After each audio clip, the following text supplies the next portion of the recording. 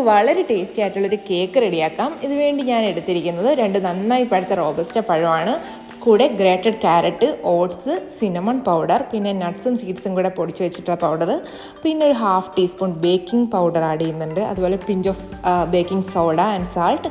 അതിൻ്റെ കൂടെ ഒരു മുട്ട ആഡ് ചെയ്ത് കൊടുക്കാം. പിന്നെ ഞാൻ നന്നായി സോക്ക് ചെയ്ത് വെച്ചിരുന്ന ഡേറ്റ്സ് ആഡ് ചെയ്ത് കൊടുത്തു.